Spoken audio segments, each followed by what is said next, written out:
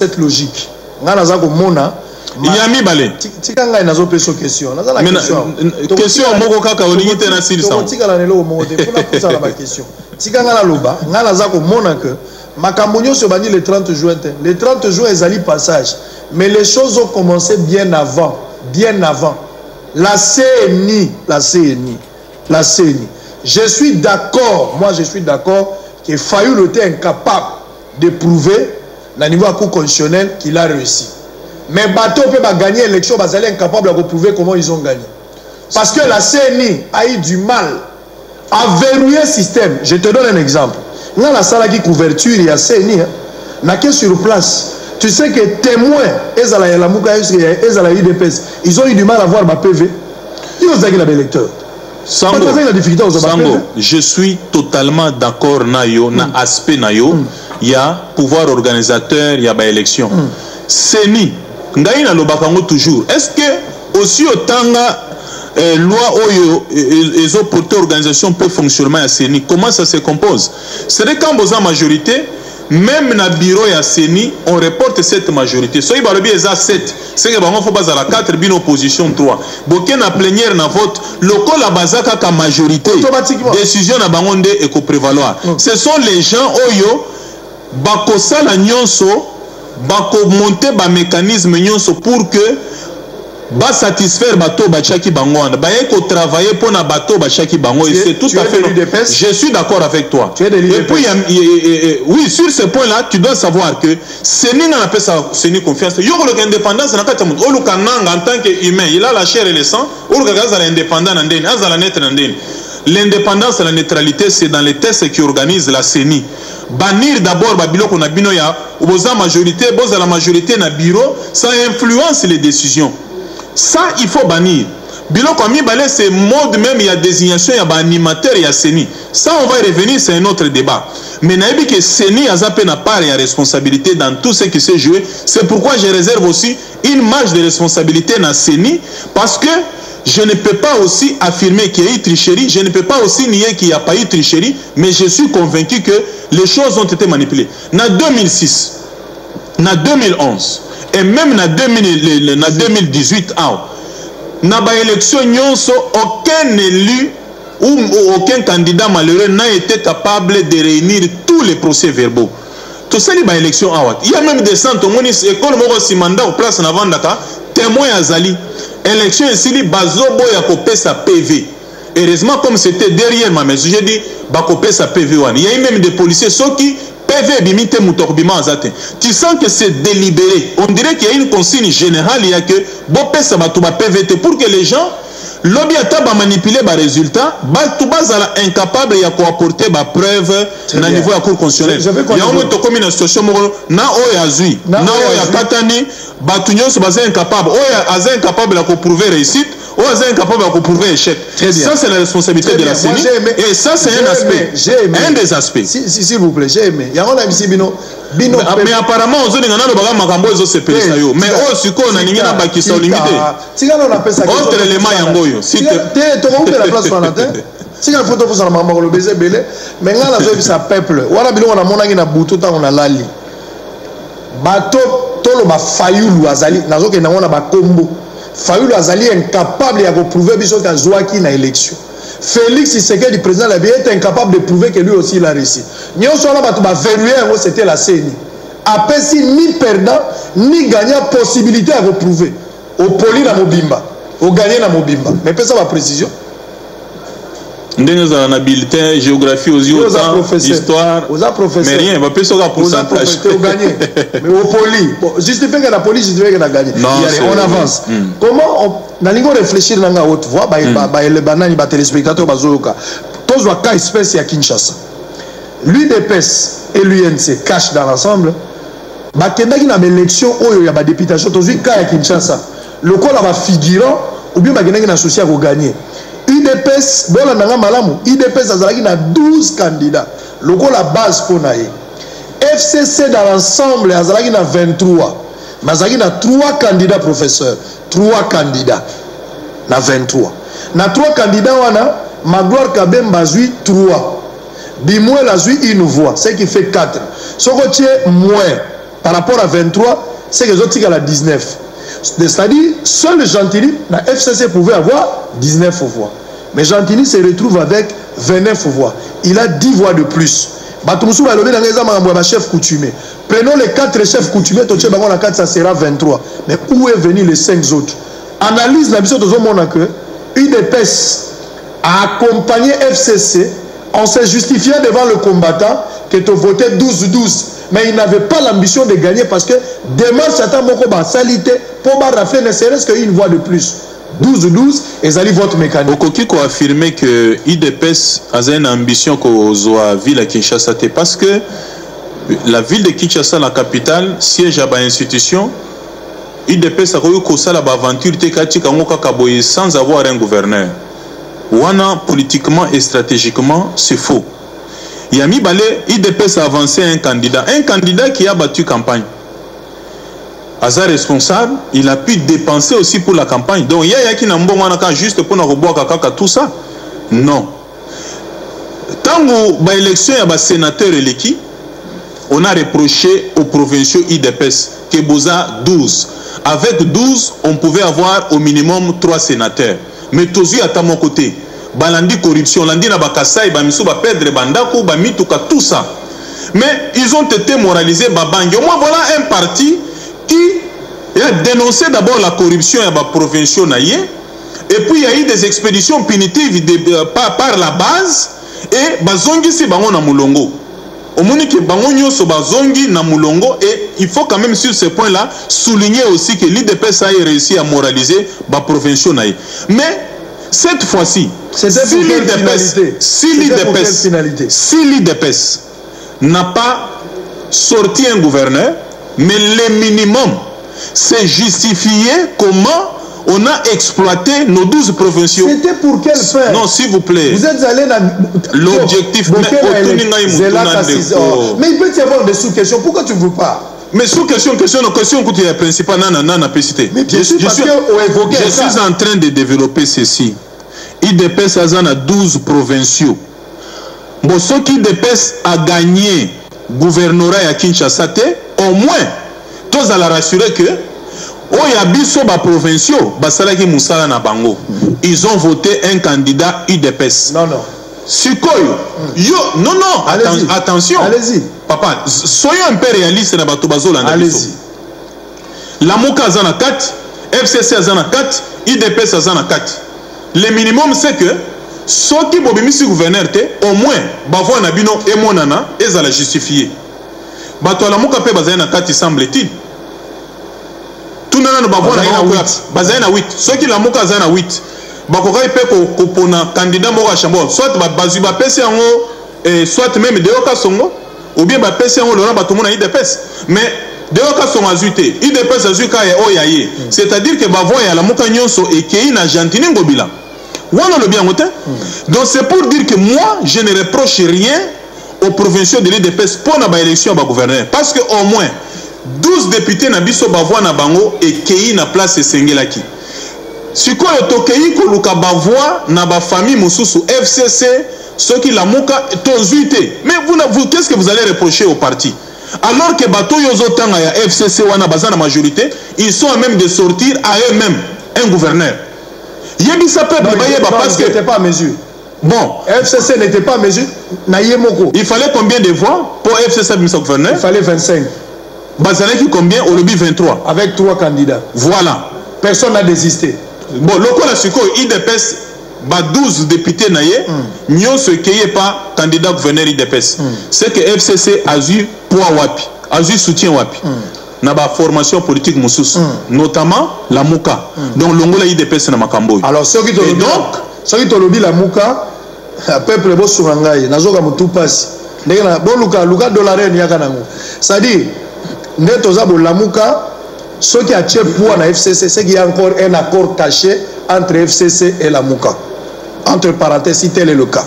Mais je suis en train de réfléchir dans le sens où IDPS a tout perdu. Le président avait raison de gagner la ville province de Kinshasa en tant que président de la République, à la capitale, c'est à l'institution. Démarche IDPS, c'est ça, il y a tout le monde. Au départ, 12 IDPS, c'est déjà inévitable. C'était un acquis. Mais IDPS a gagné quelle voix de plus? Même une voix. pêche wana eza ya Pierre Boutou mobimba IDPS sur le côté.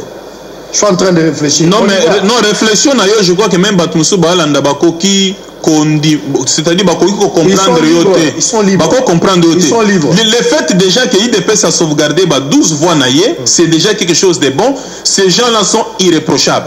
Mais dans la campagne électorale, ils sont surtout ça la campagne. Ok, ils convaincre Moutou, mais ok, na irne a voté Moutou Moussous. Non. Alors, est-ce que mais dans la logique normale, il y a on évolue. Il y a élection, les cas qui je n'ai rien à reprocher. Professeur, vous avez 2 minutes pour répondre à cette question.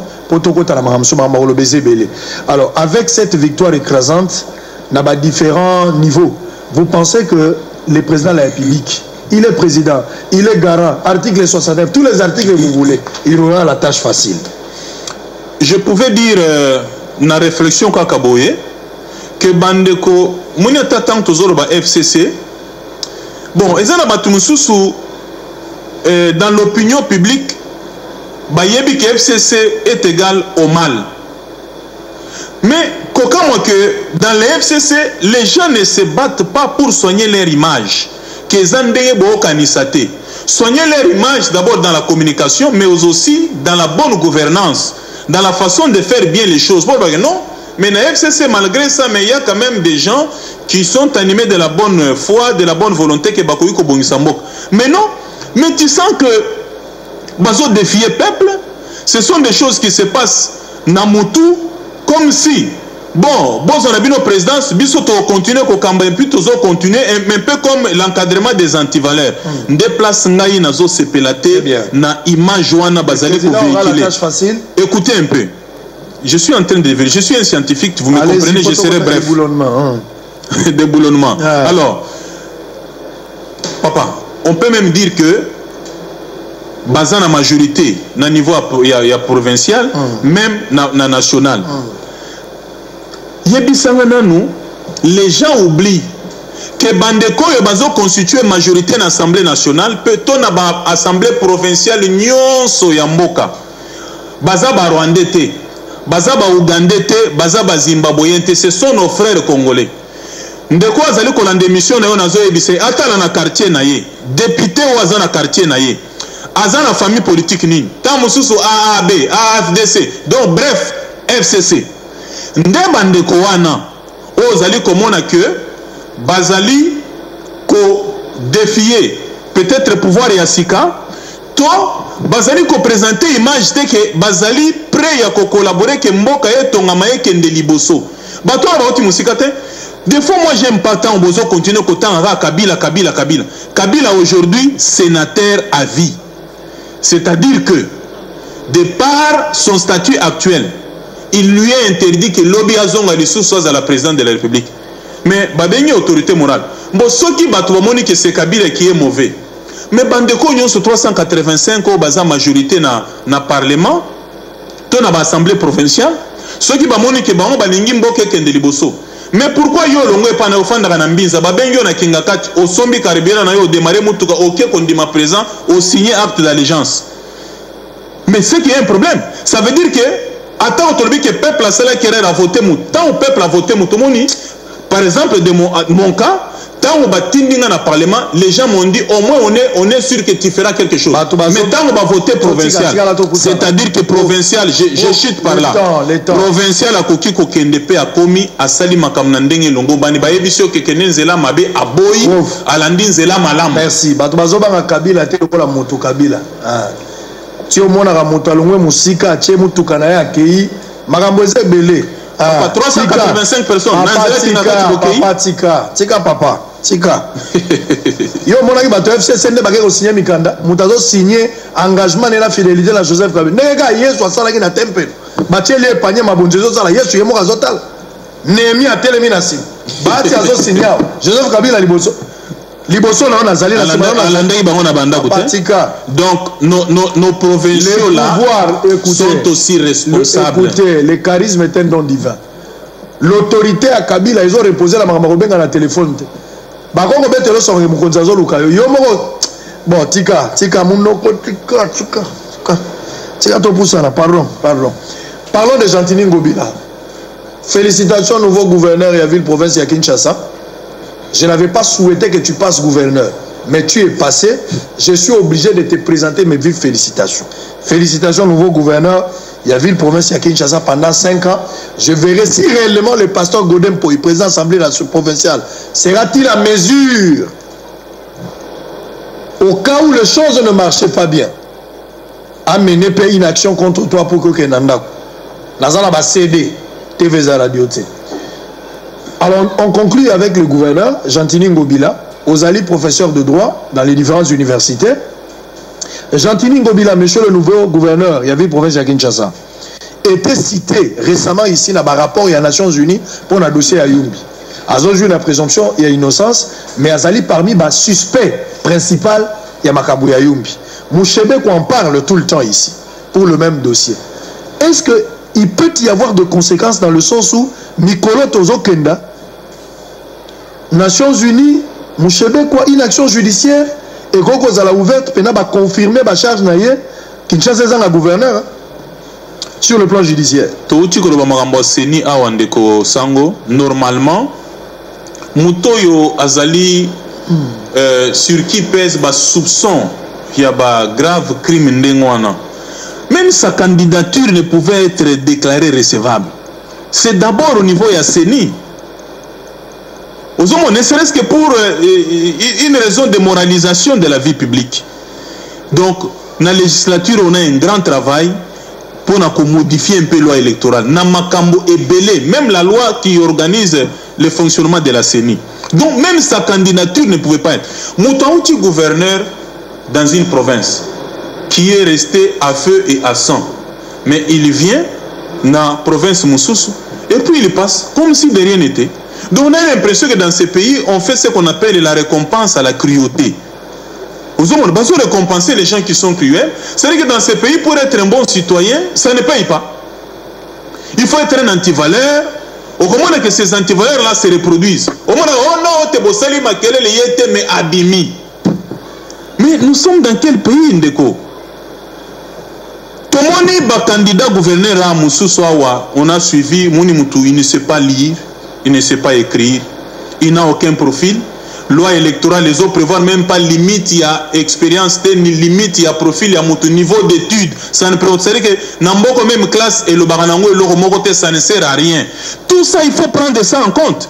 Lobby romona, moi j'ai vu les images sur les réseaux. Que Kimbuta, Ayambani na yeba, c'est pas. C'est-à-dire quoi? C'est-à-dire qu'il se retrouve, c'est-à-dire que c'est la continuité. Mais pourquoi même pour honneur na yemoko il peut pas se battre que Mboka que n'a marqué pe esprit à Batou, n'a sala un effort pour que n'a marqué histoire. Jamais. Merci excellence. Wana batota la ezali na siège à PPRD où ils allaient à côté à Batete là. Yango wana so outil inter oza okita. Yango wana des places bazalaki Kimbuta zalaki wana bazako sepela. Kimbuta zako sepela po bako dité été. Bon, et c'est moi qui m'boute zali par rapport à ma camunio, so ya baby c'est la Kinshasa traçabilité aux alate. Et c'est moi qui m'boute za nini. Voilà la tiki ne vient avec Bemba. Moi je comprends. Et c'est ngoza niveau wana, c'est-à-dire que Mutoyo aleki a kosa la nyonso pour que a sauvé déjà pas ça sera fini. Voilà et c'est ngoya. Déboulonnement, on va commencer déboulonnement. Makambo et Bomimbo Makambo chef de l'État, le président des États-Unis a lobby la ko déboulonner système dictatorial installé par l'ancien système. C'est un égo Zalapé Mobutu, égo Zalapé Joseph Kabila, Bango Nyonso. IDP c'est comme un état de droit ou expliquera Biso Makambouya, état de droit awa. Yo en tant que juriste, tant que vous président Zolo Banako déboulonné, bien que ça lui passe dans ma famille politique le rôle à FCC, pendant que le président n'avait pas cité FCC directement, il a parlé d'un ancien système dictatorial. Ozo analysant on est le roi professeur de droit. Mais président Yemoko Robaki que Moni Libango Boki na Molili Mutandimi a Yemoko Agangi. Il a dit que alors ce sont voilà les problèmes que nous avons dans ces pays. Donc naebiso que le mal est profond. Changement on a besoin le premier chantier na comprendre que ça banzelate. C'est d'abord changement de mentalité à battre. C'est par là qu'on doit commencer. Nous avons une classe politique pourrie. Ce qu'on y a quand on a idée ya sika ya bien, yeba que tu as la guerre, les combats na batunyos. Au moni président Félix a besoin d'un soutien sur quoi il y a peuple. Il y a FCC le soutien. Ça c'est mon analyse. Il y a peuple.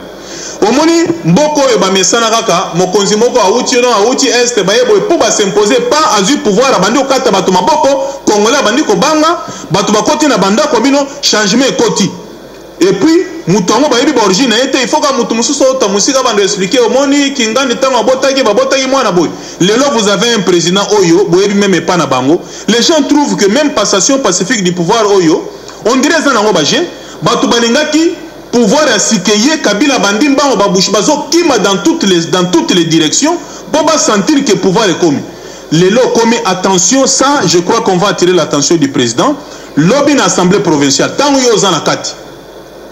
Nous avons reçu les images. J'aimerais bien que au sein de l'image au balancé, un major, il y a police, il y a Gombe, qui dit naba manifestant que Ngaï n'a ordre n'a pas Kabila et pas Félix T.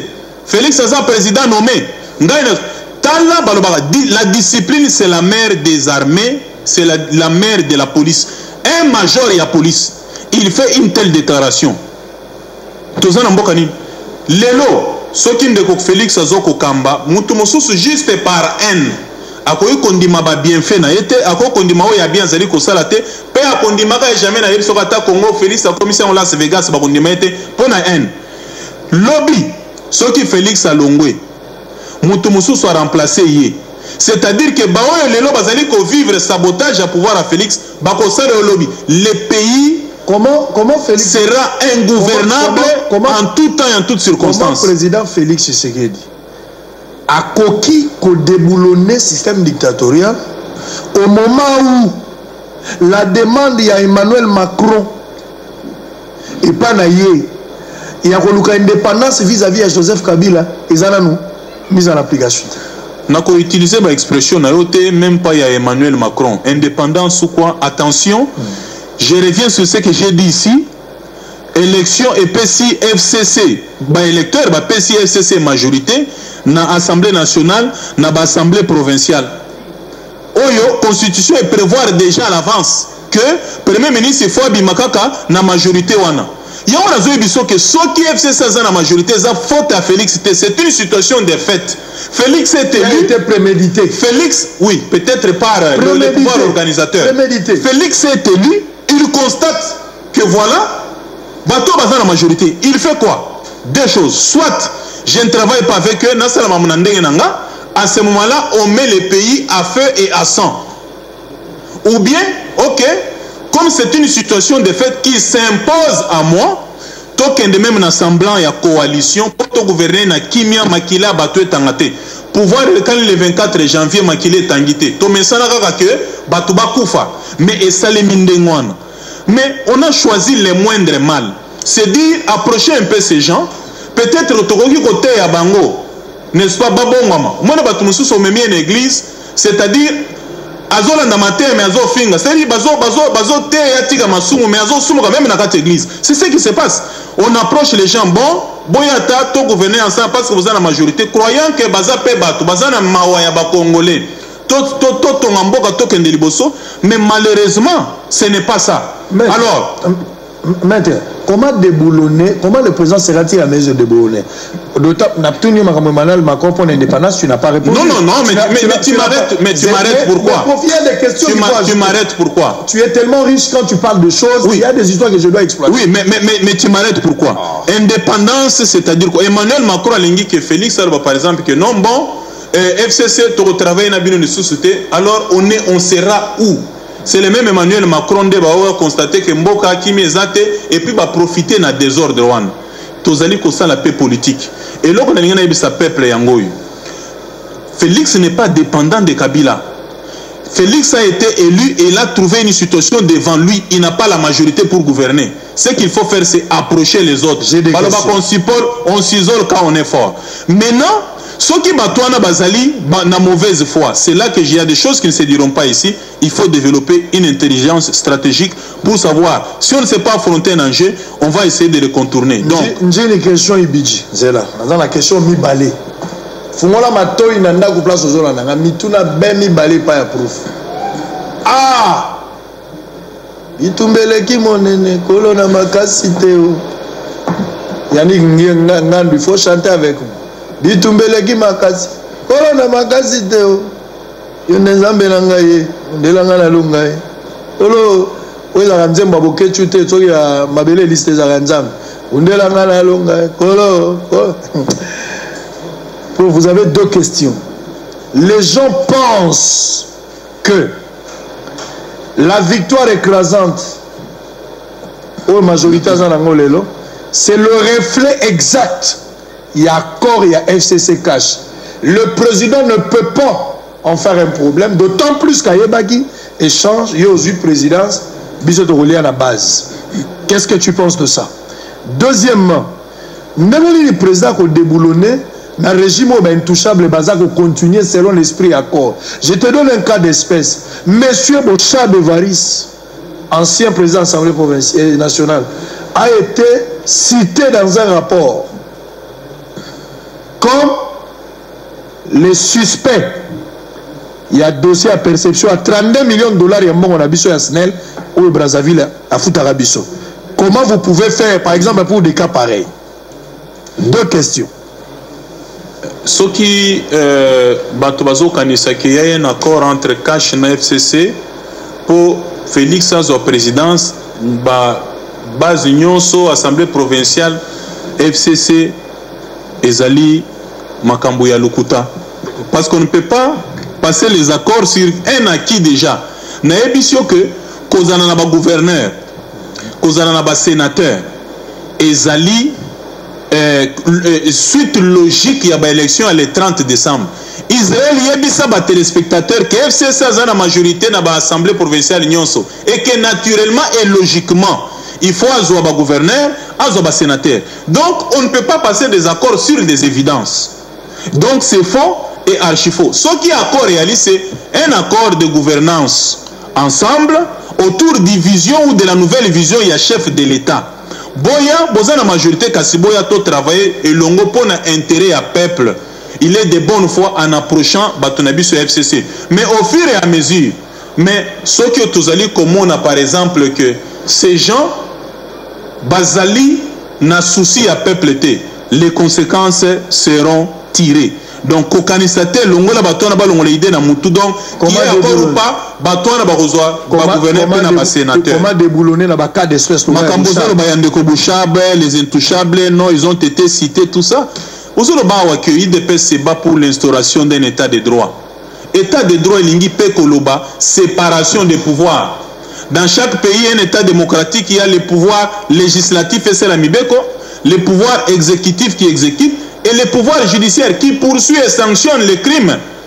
Mais pouvoir judiciaire c'est la moussala na ye. Oya monike ndeko Bouchab, ton ndeko Moussousou asala mabe, abomaye, ayibaye. Saisir les instances judiciaires compétentes. Bolingi ni tango Félix azobima na église, amoni mama moko aleleli, babotolinga ndako, atelemisi cortège, mama yaka tout ça, botika mama azonga na ndako na tout ça, bato bagangi ote, akosala mama boete, azokota na makambo etali justice. Mais siko azobenge sou Félix akende ko kanga Bouchab. C'est la justice qui doit faire son travail. Et pour que la justice fasse son travail, procureur général Place Azali a évité que yo ton de comme ça on a problème na Bouchab, ça la plainte kende ko déposer. Ceux qui va poursuivre Bouchab sans ce moment-là au sein de la maquille pour te basso comme un état de droit pas pour ça la maquille va poursuivre au moins il n'aura pas la couverture mais boti kapé justice ça c'est la moussala naie les gens pensent non Kabila Saliboy abomi oh Kabila boto mais c'est lui qui a des problèmes avec Kabila ou Ayebi Kaza victime. Si moi je l'étais j'allais le faire au sali plainte déposée contre Kabila maître. Comme ça tout le monde a confondu Kabila total à la suite. Et laisser aussi la justice faire son travail. Bino Bozo ben la président de la République selon l'article, et ça je suis d'accord, garant un bon fonctionnement ya ba institution. Ba place Bozo Bozo ngo bargima place Bozo tika yango. Mbongo le quoi 32 millions, ils ont mbongo ya muke ko mona na balabala te. Le président devait s'imprégner na kati ya situation pour mbongo wala 32 millions et qu'on permette la constitution ba route ko sunga ba congolais belé surtout la trésor public ya mboka. Ce sont des choses qu'il faut faire. Tout on le à 100 millions. Nanga ba reprocher na États-Unis à 100 millions. Nanga aibi c'est-à-dire na makambu ya mbongo ndenge rapport wana lobby balakisi ke nanga aibi selon rapport wana il faut seulement attendre la justice. Le président ne peut pas saisir cette opportunité mais tant que basali corruption ya ba sénateur réunion moko interinstitutionnelle et salemi ba mesure les hommes. Oh, président a violé la constitution. Ce n'était pas à lui de suspendre, ce n'était pas à lui de faire ceci. Donc, ils ont makambo à justice. Si quoi, réhabiliter Sénat, on va quel est le bandit de source? Non, voilà, à kokite atiki. Mais maintenant, quand yo wana au bandit, c'est vraiment aux relayés au bateau bazali koloba que akende kokanga nanga pour un dossier à 100 millions. Félix a sa justice. Félix Tshisekedi n'est pas le parquet. Ah, on va le makambo ya 100 millions. États-Unis est sanctionné. Procureur général a yokité. Procureur général a yokité.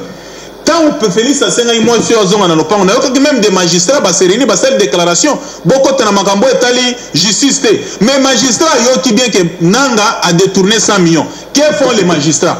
Bolingi boss à l'indépendant, indépendance yangon. Si on ningi sous Félix a interpellé nanga pour 100 millions, boya ko ba qui n'est plus encore, il n'est pas compétent. On fait quoi? Pourquoi on lui demande tout à la fois en Makamounion, c'est telle institution? Mais s'il veut offrir au peuple d'abord à ça, il a violé la constitution. C'est qu'on vous demande aussi, dans le bureau, le chef de l'État, le cabinet. Je regrette que tu ne sois pas retenu dans le cabinet, il y a chef de l'État. Nazo monaka ba ebera nazo ebate bera nazo komona na ndenge ne bera pe mutulanga ya kalame nazo komona etezanga la États-Unis na bakabuya ba chef foulard na kingo. Bon, moi je me pose la question, toza wapi? Président dépasse donc ça $163 000 bambongo mususu bandeko bazotu na mbongo eza wapi? Mais moi j'ai une question nanga tuna na cabinet chef de l'État on les a investigation na biso, il y a un monsieur Azali ancien de l'ANER qui est cité dans beaucoup de dossiers. Comment il peut se retrouver? Azali adjoint il y a François B. Comment ces gars-là se retrouvent là-bas? Il est cité dans beaucoup de dossiers sales. J'ai même un reportage ici. J'ai même un reportage pour ça. Fausse commune Yamalouko. PGR ne connaît pas ça. Aussi le chef de l'État ne peut pas donner un coup de pouce. Le gars là-bas, fausse commune Yamalouko. Ça va dossier chef de l'État. Traçabilité, Zali, l'État. Non, il y a des dossiers où le chef de l'État y est déjà, parce que c'est un grand combattant. À Yebiango, mais il y a aussi un moment, laisser que les institutions, toutes les institutions... Et ça a tiré la Félix. Voilà l'argument à Bino. Même à 8 mois, 10 mois, va tirer la Félix à Bani Moussala Sika. Mais bateau Bazolando, je crois que c'est pénalité comme traquage. Alors, donc, laisser le gouvernement et vendre en place, doter au président de tous les instruments nécessaires pour Assala Moussala. Quand il aura installé son gouvernement à Sali, il peut attirer l'attention du ministre de la Justice que sur tel dossier au Komona Makambo Salem. Donc, prenons le mal en patience. Mobutu a cambi 32 ans à Boumimbokoy. Depuis 32 ans jusqu'au 30 décembre 2018, la dynastie Kabila Kambi, Mboke Kouyi. Mais maintenant, Moutouazanga a un mois à Pam. Vous voulez qu'il corrige? Un mois. 3 mois. Bon. Ok, merci beaucoup. 3 mois. 3 mois à Pamba. Bolingi a corrigé mes faits il y a 32 ans, il y a 18 ans. Très bien. Ba dossier nyonso to solution, ba dossier nyonso yo zalaka nango na kala. Na ba client na yo. Oyo ozalaka na raison mais baboya kopesa raison pour ezaka régime à Kabila. Lelo to en état de droit. Bato ba combataka dossier na yo wana o elekaka te. Na état de droit, Félix a ça la réconciliation, to soki droit ezali sengeli bakanga bango. Nalingi naloba mingi po na yote. Je sais que tu osa sango mokonzi osa philosophe osa maele mais nalingi te bato bazolanda biso bazala en erreur. Yebe loko moko. La réconciliation est incompatibilité na vérité pe na justice. Réconciliation bato basala na bango mais oyo pe à commettre des crimes, il y a même des crimes imprescriptibles. Justice asala musala na ye. Justice à la moussala na ye et wane komisu makambo ya Félix te ba magistrat ba loki indépendance ba me quand même magistrat mais quand même ko sala juste moi action kaka total si il y aura interposition il y a président Félix ndenge zalaki na kala ba me quand même donc justice ye moko a se saisir na bakao ezali flagrant au bato bazali kolobela c'est aussi possible. Très bien, on nous donne l'information, on va finir par là. En Afrique du Sud, ba Congolais ba komi ko futa mbongo na bango, ça fait 8 mois ba ko futa pour l'obtention ya passeport. Président de la République, ambassadeur za na Pretoria na monaki yango na Pretoria wana. Monsieur l'ambassadeur qui est là komi ko zwa mbongo ya ba Congolais à peu près $491. 491 pour l'achat un passeport en Afrique du Sud. Alors kamata mbongo apesa ka mwasi na ke na Turquie. mbongo wana baza kosalela yango so mwasi nazonga azwi babénéfice capital batiki awa ndenge nini bakotisa passeport mpo moto azwa passeport fozala 8 mois ti lelo aza kozwa te bien monsieur l'ambassadeur là-bas bokozwa congolais mosu akoma mpe ya série akoma ambassadeur kuna te mboka ya ndenge nini bayandiki ngando bakokenda te bokopesa bato akodeboulone bango mais il fallait bagoder il fallait badeo penza badeo ngai deo oyebi bato atokanisi ke président Félix aza na marge de manœuvre te yebaki ya un dernier rempart. Très bien, c'est le peuple. Très bien. Peuple akosala musala na ye lokola bato bamesana kaka peuple akenda benga na bato bakembango soki bato bazokotirer attention te le peuple se prendra en charge. Là lazo zelo ko ministre de justice natala soko kokoka bato ata ministre de justice natala soko kokoka IDPS bochana l'état de droit ministre de justice auto libanda te botia muto a IDPS bokamata waza jeune. Moi je vous propose Tony Mwamba botia un total embera naza kuna na soki na cabinet soki na justice bokamata botia place a remplacer ta mushebe quoi total na soki ça va donner oya ko za débauchage mutu mo azala ka soki na wapi ay ko se trouver na IDPS va produire bana na et kenda ki o Capernaum ekutana ki na ba ekoli na babi président umeli na note bon pese mikolo ebele mboke bebi 52 ans président salika 3 mois en attendant to de fama pana tongo to futa mbongo na pokwa olia boudin bu ese sila futaka nyongo malembe et bembe ba kunde na nyongo nyoso za kobeba mais c'est le nouveau gouverneur avec Kinshasa la bandera sur 3e fois félicitations ah merci émission Cyril Lelo to kuta la lobby baba